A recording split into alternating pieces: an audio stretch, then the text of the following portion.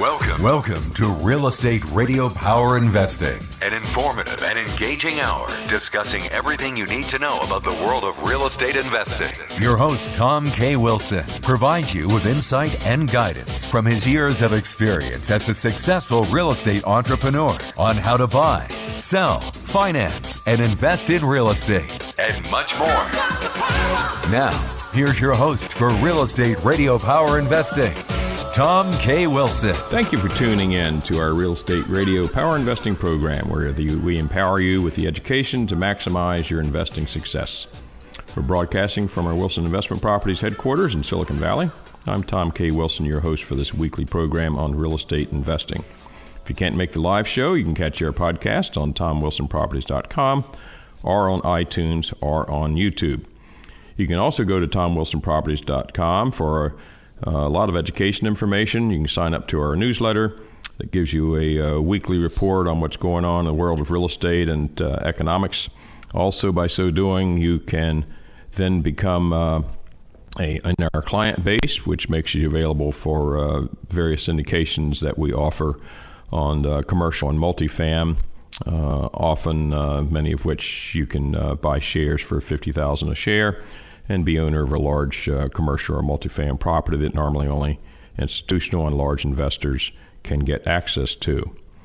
There's all of our podcasts are also on the website, and you can look up speakers and guests that we've had in the recent past, like Robert Kiyosaki and Bruce Norris and Dr. Doug Duncan, and lots of folks who are experts in their area, which I love doing this program. We're in our fifth year, and I love it because I get to ask folks who are a lot smarter than I am with a lot of expertise all of my favorite questions. So I hope you do too, and from the feedback we get, I know you enjoy that.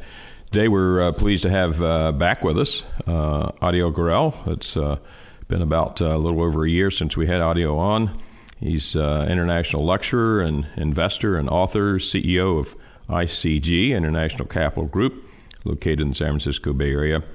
And he's provided hundreds and thousands, actually, of properties to other rental properties to other investors, and been in many metros around the nation. He has a master's from Stanford. He's got experience in management and with positions in Hewlett-Packard, XL Telecommunications, and biotech firms.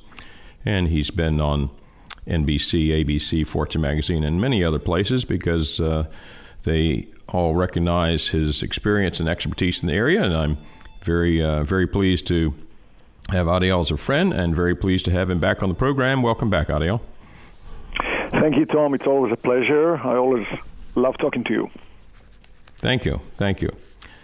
Well, Adiel, this it seems that it's very popular to have bubble talk these days, because we all learned that once we got past 10 years the last time that it was building a bubble. And people ask me, and I'm sure they do you periodically, is it still safe? Is it still okay to invest in real estate? What's your answer to that? Well, I mean, to begin with, I would say that we can't go by the exact frames that we've seen last time. So it was 10 years.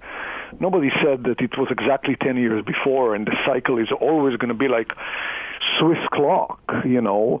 I don't necessarily see it now. And if you look back before the last boom and bust, it wasn't really 10. It was more, than that. But that's not really the point. The point is where we are. And yes, some metro areas in the country have rebounded tremendously from 2012 until now. We are in the Bay Area. We see the huge rebound that we had. Places like Phoenix that went up nearly 130% since 2012. But interestingly, even at 130%, it's still not where it used to be in 2006. Just interesting.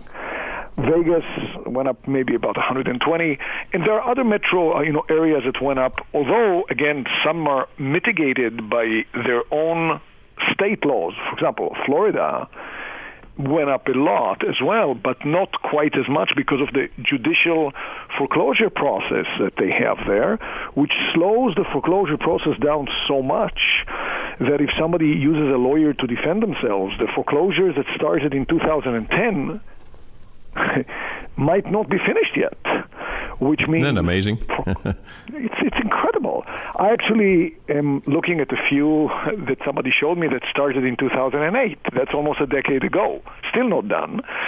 So that means there's a steady flow of foreclosed properties into the marketplace in many of the metro areas in Florida, which will, by necessity, lower the comps, and then the appreciation is not as much. However, this Florida fiducial situation is kind of another example, isn't it, of good intentions with unintended consequences. They want to protect the consumer, but in the process, it's a process that's very laborious and for everybody and costly for everybody.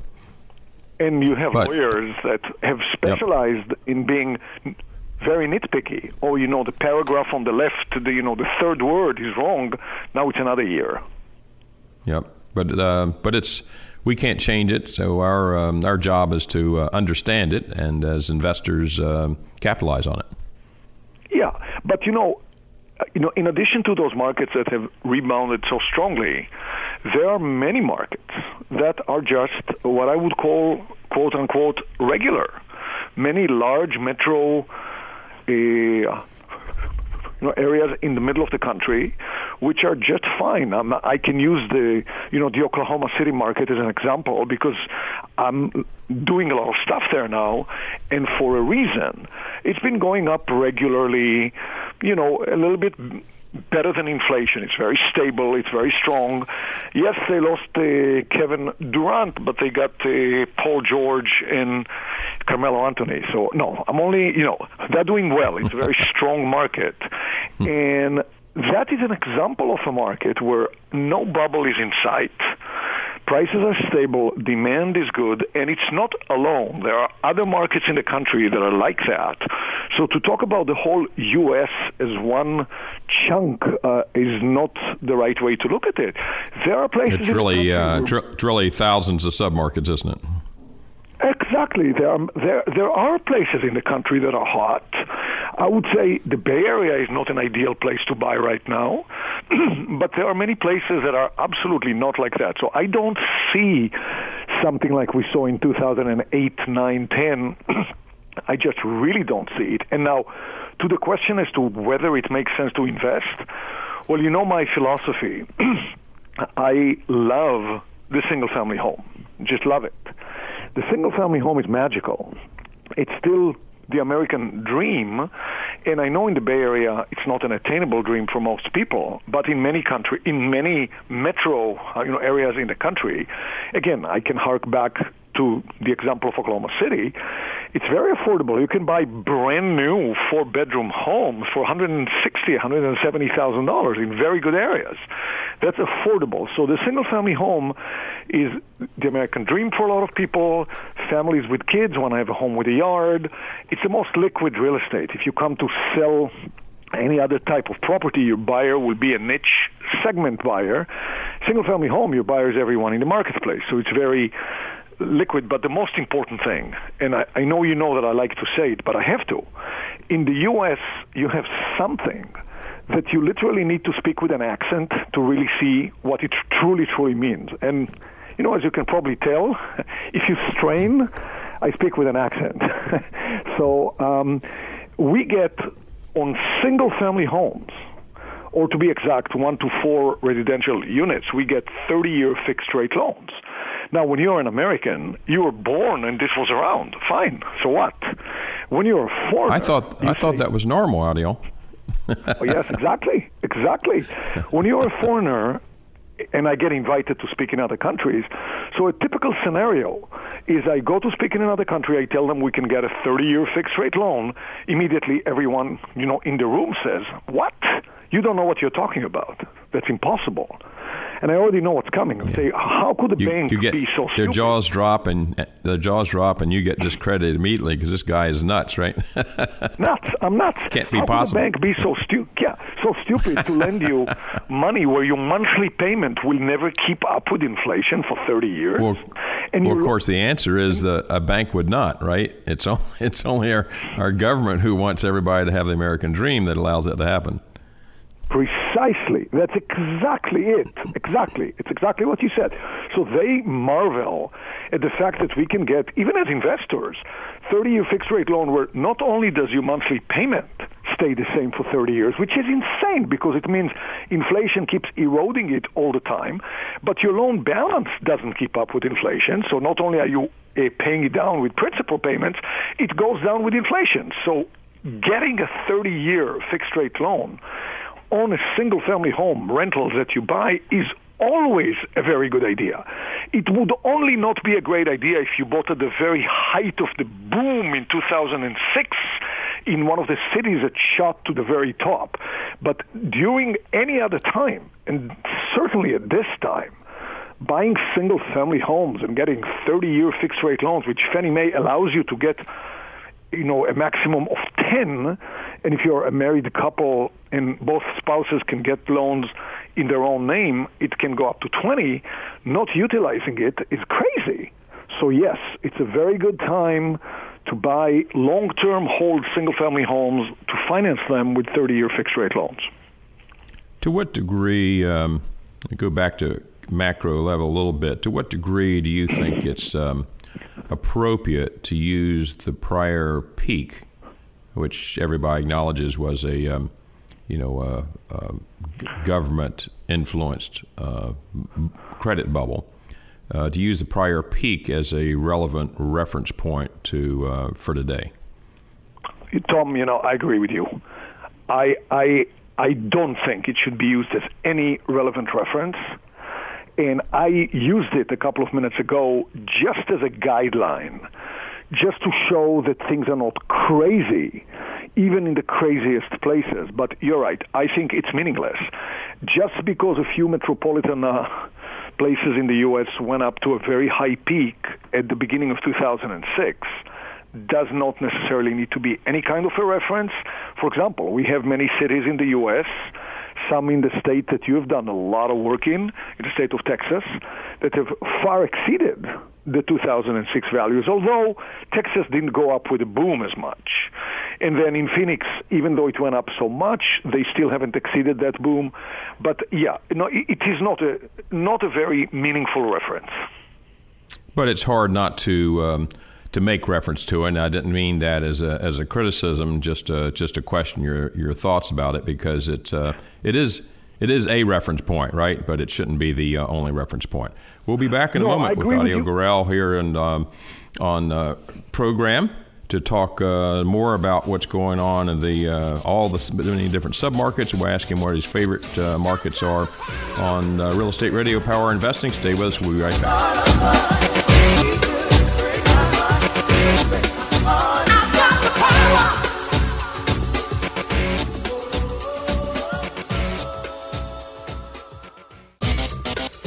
Welcome back to Real Estate Radio Power Investing. Streaming live on iHeart, TuneIn, and KDOW.biz. For more information on today's topic or guest, visit TomWilsonProperties.com. That's TomWilsonProperties.com. Again, your host for today's edition of Real Estate Radio Power Investing, Tom K. Wilson. Nice to have Adiel Gorel with us today, international lecturer, investor, author, and CEO of ICG, that's provided thousands of turnkey rental properties to investors. So, Adiel, we're talking about the different metrics these days that impact how housing goes.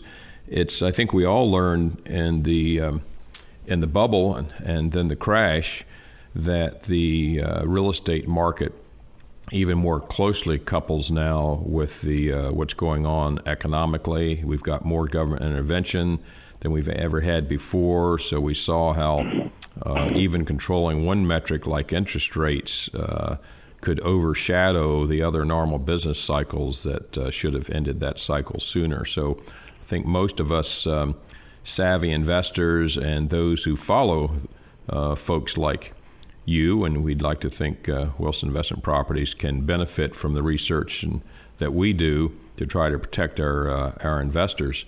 I've noticed that, and thanks for your contribution. I know to that. I know you study markets a lot like like we do, we can't afford not to, right, to study these markets carefully. And what are some of the other metrics you like to watch? I agree with what you said, that little metrics such as the low rates can really skew many other metrics. No doubt that low rates and, of course, the ease of getting loans had a huge part to play in the boom that we had in 2004, 5, and 6. And no doubt the rates are still incredibly low, and it does have an effect. I mean, we're looking at the new Republican tax policy that may or may not pass. If it does, it will have an effect on the prices of single-family homes because it has to do with the interest deduction. Will not affect the markets that we are looking at in the middle of the country as much, but it's going to have an effect. So that's just, another example how the government policies can change things that should really be more driven by market forces. As you know, Bruce Norris is a big proponent in the past of affordability index. Is that one that you watch? It's, I think, only relevant to markets where it could be acute, like in markets in California, for example, where it's incredibly low. But I focus primarily in the Sun Belt states, where my bottom line is looking as an investor are markets where things are affordable to begin with. So many of the markets I've been with in my company has helped about, I think investors bought about 10,000 homes over the last 30 years, are places like Vegas and Phoenix and Oklahoma City and Dallas and Austin and Houston and Florida and Orlando, Jacksonville. All of those markets that I just mentioned don't have the affordability threshold that would be dangerous or extreme. So for me, in my markets, in my studies in the Sun Belt, that's not a factor that I look at much because it's not relevant. It doesn't exist. I mean, those places are affordable.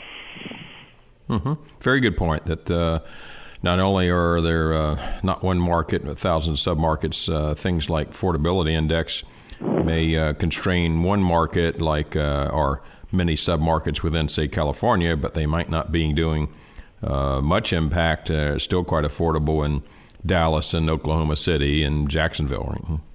Yes, exactly. So again, since I used Oklahoma City as an example, I go back. I mean, to buy a brand new home in a good area for $160,000 and get a loan that a homeowner can probably get with 3.75% fixed for 30 years, that's affordable for pretty much anybody with a job. Yes, indeed. So it doesn't constrain. It's more the supply of homes that's affecting things these days. That is a factor as well. So, I look at things in general like big economic trends in markets. I look at the propensity of the state in which the metro is for businesses. For example, many businesses are sadly leaving the state of California because of the regulation and the tax environment, whereas many of those states that we just discussed now, Nevada, Arizona, Texas, Oklahoma, Florida, are very friendly towards businesses and try to get businesses to come there. We can see an interesting story now with the Amazon hunt, where so many. If you will hold that thought. We'll be back right after a very short break with Adiel Gorel here on Real Estate Radio Power Investing. We'll ask Adiel more about how he selects the metros to invest in.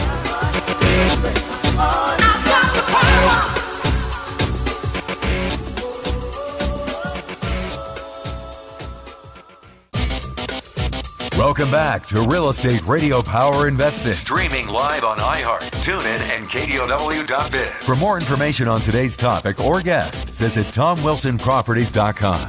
That's TomWilsonProperties.com. Again, your host for today's edition of Real Estate Radio Power Investing, Tom K. Wilson. And with us, Adiel Gorel today, international lecturer, investor, author, and CEO of ICG in the Bay Area, who's provided thousands of turnkey rental homes to investors.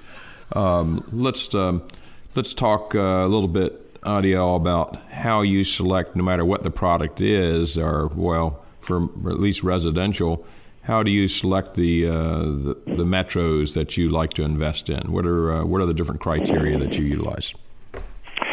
So the first criteria is what you just said. It's a metro area. In other words, I believe in investing in large metropolitan areas because of diversified economies, more jobs. If you have a smaller town with one dominant business and it goes out of business, that's bad. So large metropolitan areas is number one. And then does North Dakota come to mind when you in that example? Really. Somehow it didn't. It didn't come to mind. So yeah, so that would be the first thing to say. As an example of a place to be careful, about, because it was a one economy town, right? Exactly, and we even had the case with Boeing and Seattle, which is a very large city, but Boeing was so dominant that there was one time that even such a big city could suffer. So that's the criteria. That's the first criteria. And so then you want to go to places in states that are pro-business states, if you can. And then you look at the demographic trends. You can study the U.S. Census, and you see that very clearly. People are flowing to the Sun Belt states from the northern states. And part of the reason is the baby boomer. It's only a portion.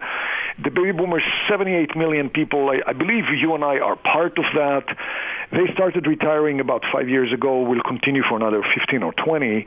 And people seek out the warmer weather, the cheaper cost of living, the protection of their own home in case of a lawsuit, so the Sun Belt. Also, younger people are attracted to those places because of the pro-business attitude. Businesses are moving there, as we said before, and there are more jobs. So I'm looking at large metropolitan areas in the Sun Belt state. What states are those? Nevada, Arizona, Texas, Oklahoma, Utah, Colorado, Florida, etc. And then you also want to recognize that retired people are no longer the retiring type. Many of them are starting businesses. It's a big wave that's going to come into all of these states. So I'm saying, look at those states. Then you look at things that if you can get extra bonuses. For example, again, I'm harking back to the same example I've been running with, the Oklahoma City market. Very few people know that over the past few years, huge reserves of oil and gas were discovered very near the city of Oklahoma City. Enormous. Nobody made any news about it. In fact, it's bigger than the entire Bakken Shale, nearly 3 times bigger. Nobody made a lot of noise about it because oil prices were down, and it was not news anymore. The U.S. is already a big power in this. But, in a state that's not going to have 16 committees before they go in and get those reserves out, like the state of Oklahoma, this could spell a boom in the future. Now, I don't use it as anything to build my strategy on, but it's nice to know that there's another layer like that, on top of everything else. I like that approach too. Yes, go for the fundamentals. It makes sense. Job growth, not a single economy, business friendly. Those factors and locations geographically, climate-wise, that people like.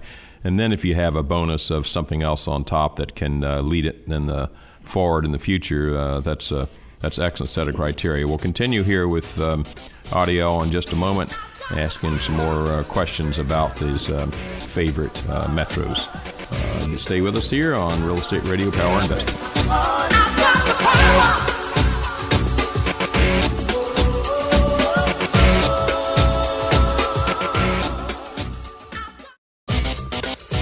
Welcome back to Real Estate Radio Power Investing. Streaming live on iHeart, TuneIn, and KDOW.biz. For more information on today's topic or guest, visit TomWilsonProperties.com. That's TomWilsonProperties.com. Again, your host for today's edition of Real Estate Radio Power Investing, Tom K. Wilson. Honored to have Adiel Gorel with us today. Adiel, speaking of boomers not retiring, it's here we are. We could both retire. We love it, but we're having too darn much fun, right? And we're helping others, and we've got teams that are they're supported by it. So it's very, very exciting to me, the business that we're in.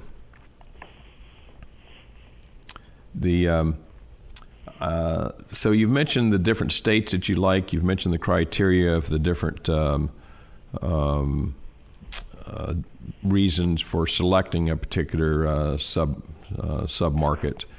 Do you have some thoughts on where you think things are headed with the economic factors that can influence our decisions on where to buy and what to buy? What do you think's what's Adiel's crystal ball guess as to where they're going to have hyperinflation, or if we're going to have deflation, if we're going to have interest rates soaring up, our debt, things like that can affect, and how we are relative to the other markets we compete with? So I'd just like to say about the criteria about where to buy that we talked about. I just wrote an article for our friends with the Real Estate Magazine, Tom, and the name of the article I wrote is Where to Invest in Single-Family Rental Homes in the United States. So I'll be happy to send anyone who wants that article. All they have to do is send us an email at info@icgre.com, and I'll be happy to send anyone that article. But I mean, looking into the future a little bit and trying to guess, right now it's surprisingly stable as far as the interest rates go. Obviously, the Fed's going to change heads, but I don't know that that's going to make such a big difference. I was already expecting rates to be higher by now, and they are surprising me a little bit by still being so low. Again, if I go back to the 30-year fixed rate concept, it's really, if there is a window, whether it's a year or 2 or 3, we should utilize it and fix those rates forever with getting a 30-year fixed rate loan. You should all do it, even on your own home if you don't have such a loan. But I do see rates going up in the future, definitely. I do see some sort of a tax package going through, and I think the tax package is going to limit the interest deduction up to a certain size. Once again, it will not affect the markets in the Sun Belt that we are looking at, but it will have an effect in places like New York and California and more expensive locales. I think it might have an effect on the home prices, which may be something that will help those cities, because in San Francisco we really have a crisis. I mean, the affordability is so low that it's really quite a problem. Who's going to teach your kids when they go to school, and where is the teacher going to live? So I also see that there is a stable environment in general now. I don't see, except for a few markets in the country, a lot of bubbly steam. So my personal guess is we have a few years of relative stability with increasing rates. So the affordability will go down. Again, it's not relevant to us in the middle of the country as much, but there may even be some sort of a mini boom that I've seen in the past, and Tom, I know that you have too, where when the rates go up and people say, oh my God, the rates are on an upwards trend, let me quickly buy a home now. I wasn't planning on it, but I'm going to buy quickly so I can lock a lower rate sooner, and that sometimes creates a mini little boomlet. I've seen it in the past. But for the next few years, relatively stable is what I see. Yeah, most people have the intuitive feel that as soon as rates go up, it kills the market, and historically that has not been the case. It's it's quite a long stretch of fence sitters that it gets them off the fence. Right? And Tom, you and I being baby boomers, we are privy to stuff that happened when the rates were really high in the 1980s, right? Indeed. In the 1980s, when I was starting, actually, the rates were 14%. So what happened then? You've been around. I was here. People started giving sellers financing and all kinds of creative type of financing. So, when you push, against the wall, there's a door, that opens up and things happen. So it never is just one factor. Yeah, and indeed. And what do you think as a country here with our big debt? Do you think we'll do okay as long as we're the best-looking horse outside the glue factory? Well, that is a very good point. The debt is so big, and right now, no administration seems to be making much of a dent. And of course, the last few years really made it go higher.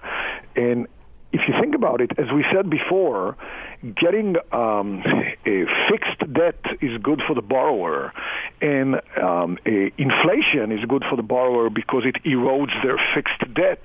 Well, it's also good for the United States government, which has a tremendously high, 16 trillion or more, fixed debt mostly, that gets eroded by inflation. So you can see that even the U.S. government, as a borrower, the biggest borrower of them all, kind of would not suffer so much from inflation in that respect because it erodes their own debt.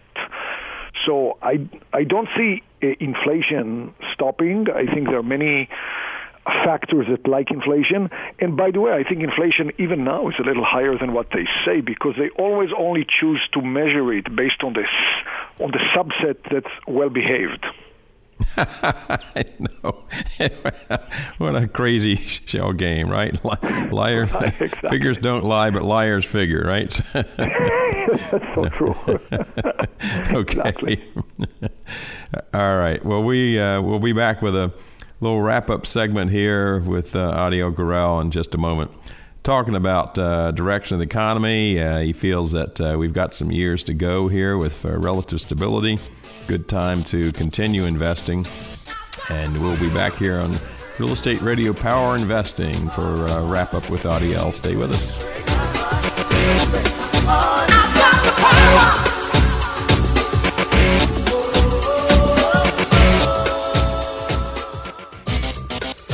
Welcome back to Real Estate Radio Power Investing. Streaming live on iHeart, TuneIn, and KDOW.biz. For more information on today's topic or guest, visit TomWilsonProperties.com. That's TomWilsonProperties.com. Again, your host for today's edition of Real Estate Radio Power Investing, Tom K. Wilson. I love having folks with experience and expertise like Adiel Gorel, international lecturer, investor, and author, and CEO of ICG, who has provided thousands of turnkey homes to investors around the world.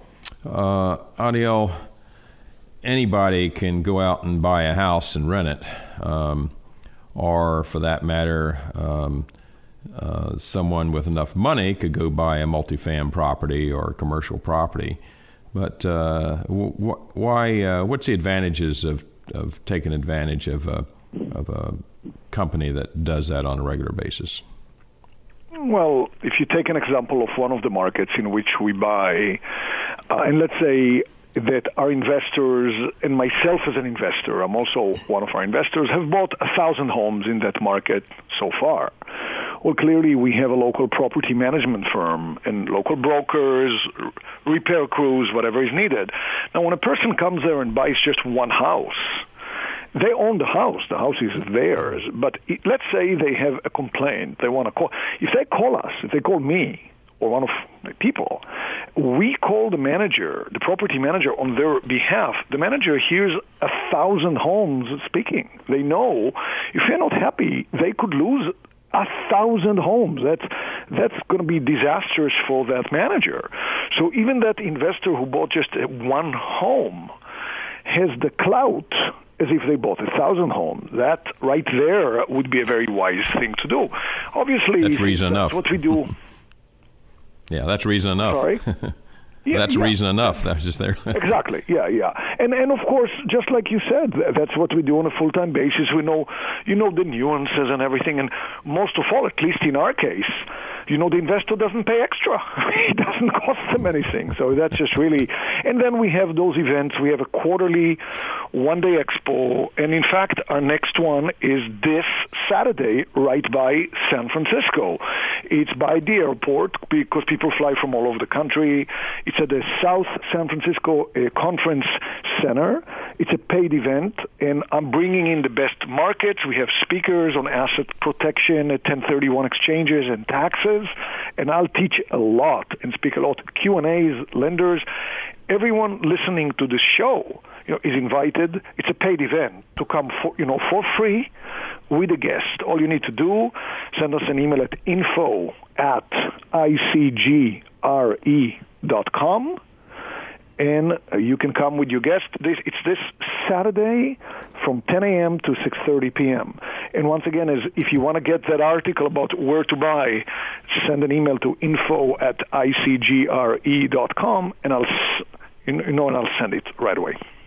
Fantastic. Adiel, you're a great resource. It's nice to have you on the program again. And also remember, you can go to TomWilsonProperties.com and sign up for more education on, you can get a newsletter on what's going on in the world of real estate and economics. Also get access to our commercial syndications, which we offer generally only to our clients. And it allows you to invest for as little as $50,000 into a commercial or multifamily property that normally only large investors and institutional investors can invest in. So it's always nice to have all of you with us. Adiel, thank you again for being with us, and remember, the only thing that matters is what you do next.